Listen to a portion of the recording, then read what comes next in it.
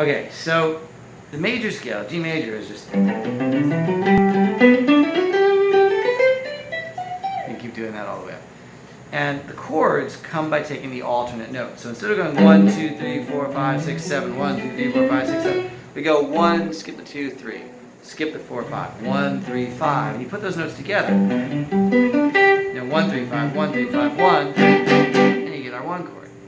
You get on 2, you get 2, 3, or 2, 4, 6, 2, 4, 6, 2, and you get that chord. Same thing, like 4 is just 4, 6, 8, or 4, 6, 1, 4, 6, 8, 4, 6, 8. That gives us our 4 chord. 5 is just 5, 7, 9, 5, 7, 9, 5. And 6 is just 6, 8, 3, or 6, 1, 3, 6, 1, 3. That gives us our 6 chord.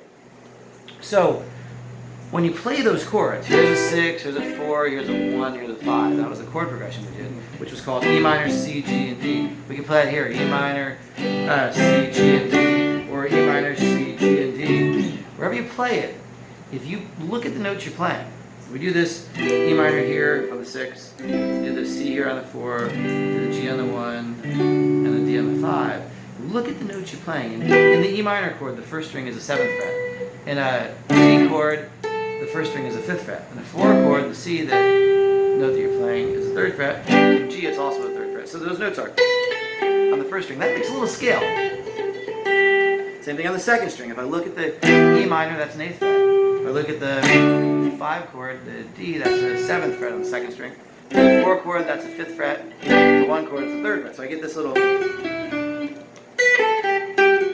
There's some duplicates there. This note is the same. We could cut out one of those if we wanted.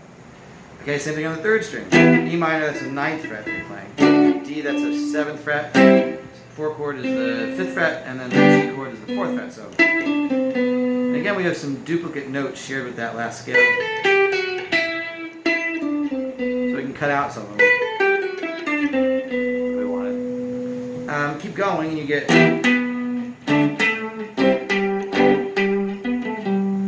Same thing here. And then on the 6th string. Cool. So we get this scale. When you look at all those notes, it makes the major scale that the chords came from. Because that's what those chords were. They were alternate notes from within the scale. So we had like 1, 3, 5, we had 4, 6, and 8, we had 5, 7, and 9, we had 6, 8, and 3. So you had all the numbers that were in the major scale. When you look at all those numbers that make up those chords, you just get a major scale. So I can play that major scale now because that's where it came from. That's where all those chords came from. We're just kind of reverse engineering what notes the chords are made of by looking at every note. And this is the key skill, is to look at every note you're playing. When you play this chord, notice that you're playing the 7th fret. When you play the D chord, notice you're playing the 5th fret. When you play the C chord, notice you're playing the 3rd fret for every string. So you see which notes you're actually playing.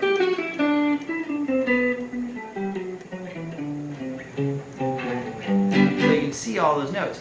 Now those notes are what you can use to make melodies. So you hit the 6th chord, and you play some of the scale.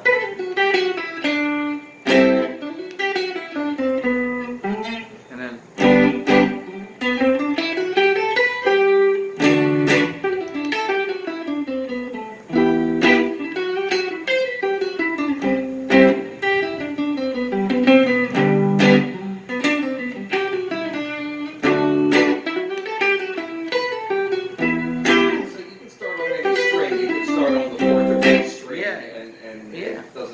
Yeah, I'm just playing up and down the chords.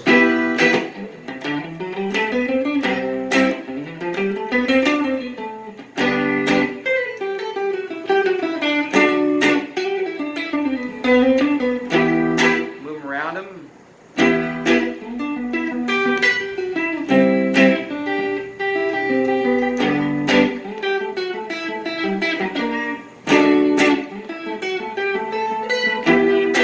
Around the strings as much as you want, but that's where the melodies come from.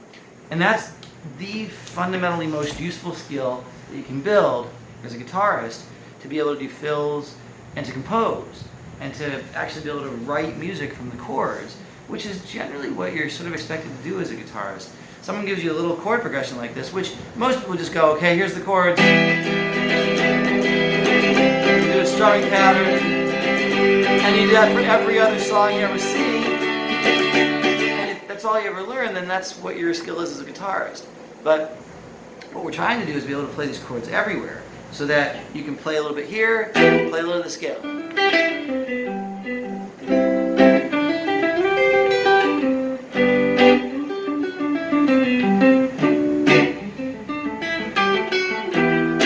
And that is a lot more interesting for a guitar part than just sitting there and strumming some basic chords. And it can be really simple. You could just be just doing something like this. I'm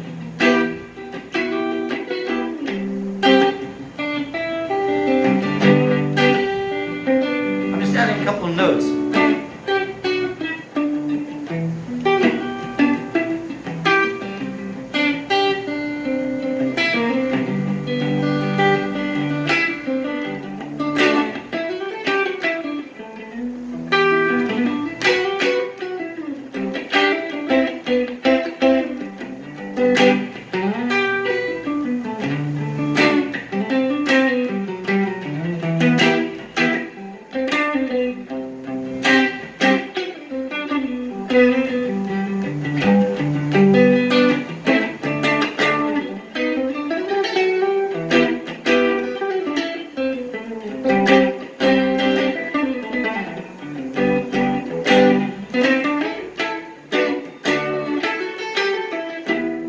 Now, we can do the exact same thing that we do with those chords, but find them in another place. So the names of the chords were E minor, C, G, and D, which you can play here. E minor, C, G, and D.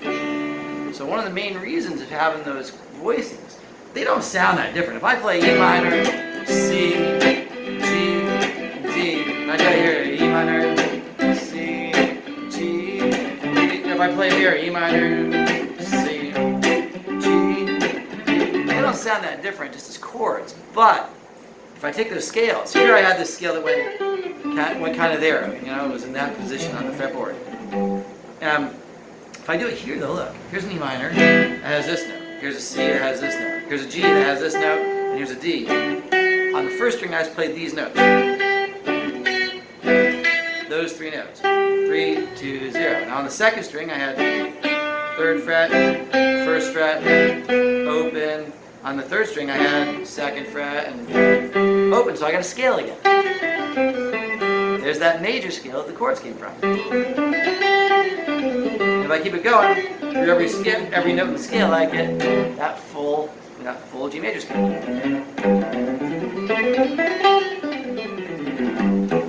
Those are the notes that make up those chords. Fundamentally, that's where they came from. They came from that scale.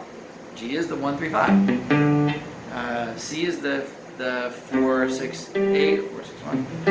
D is the 5, 7, 9, and E minor is the 6, 8, and 3. Cool? So that's why those notes form a scale, because that's where the chords came from. That scale is called a key. The major scale is called a key, and it's the notes that you can play when you're playing those chord progressions. The scale that the chords came from is the key, the set of notes, the scale that you can use to play when you want to make melodies or licks or fills or anything against the chords that you're playing against. And all chord progressions are going to form a scale on the fretboard. So if I'm doing this, I don't have to just sit there and go like that, strum, which is fine, but you're going to get really bored doing that with 10 songs that have the same chord. I go.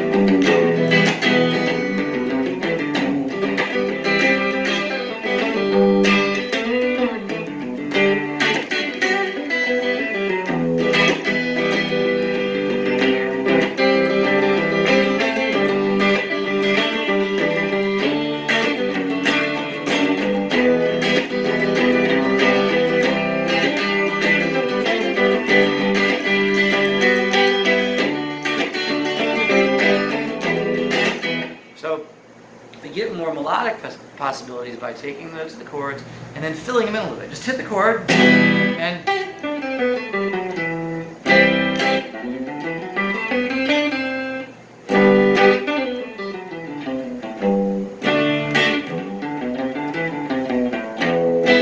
just play the notes of the scale.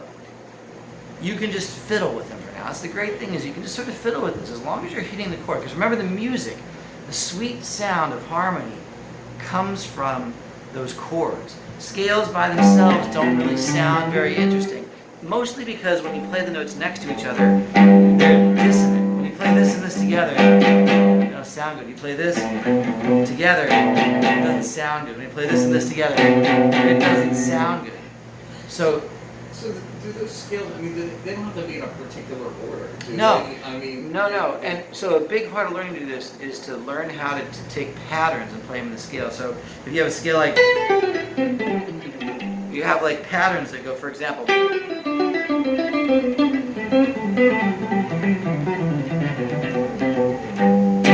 can do that anywhere, any direction. I mean, maybe we should just concentrate on the scales without the chords. Well, okay, so the problem is when you're doing a song, again, it's the chords that make it sound like music. Sure, I know that, but it's not as important. Maybe it's not so important just to do the song right now and just maybe to pick up the So what we're trying to scales. do is learn how to add melodic notes to chord progressions. So this, you're not going to do this without the chords. The whole focus of this is to learn to play a chord and then play some scale notes. Play a chord, then play some scale notes. Play a chord, then play some scale notes. That's the way this is going to work in the beginning. Eventually, you don't have to hit the chord. You don't have to go. You don't have to do that. What you can do is just play the notes of the chord. Like instead of hitting it, I just go.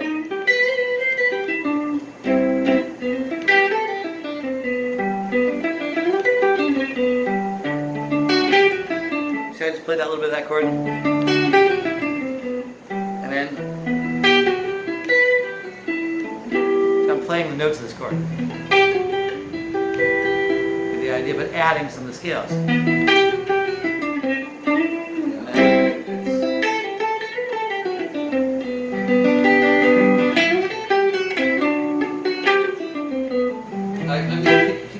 Can you give me something that's Really specifically, simplified? yeah, really. I mean, give me like.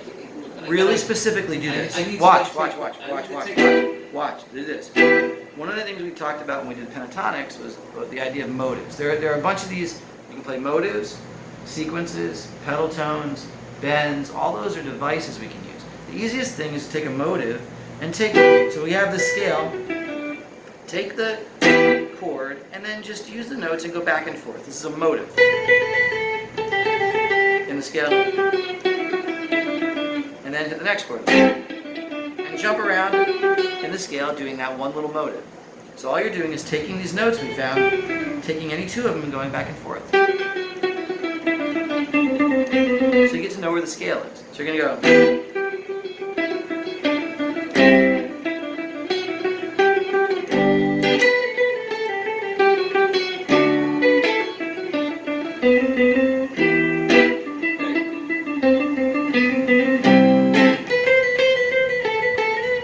And just go back and forth, hit the chord and go back and forth, do that one little motive. Then later on we'll do sequences, which are these things where you go, for example, down 4 notes in the scale, then down the next 4 notes, and down the next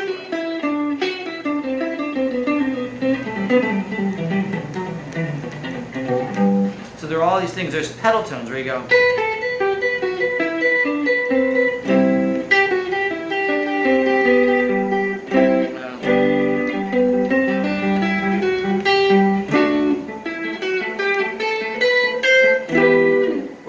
Basically hit one note in the scale and you go back and forth between it and all the other notes. So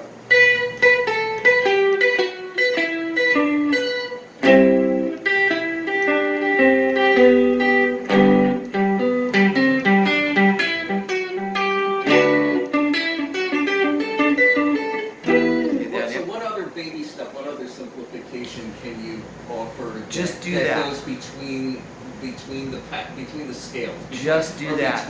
Between the chords. Just do that one little motive for the first week is the perfect thing to do to start to see, because all we're trying to do here is see where the scale notes are. So you can add some little things, just like.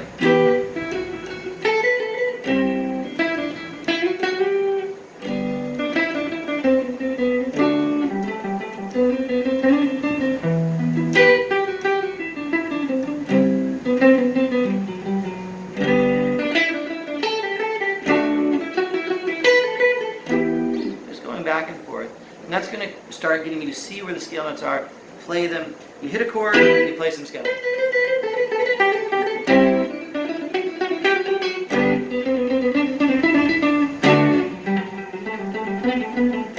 Well, and later on we'll do sequences, we'll do pedal tones, we'll do bends. You can take all those notes and bend them.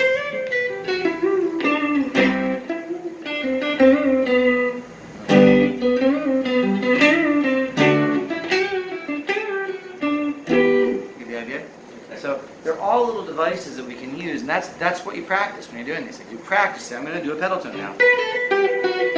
And you do it with another one.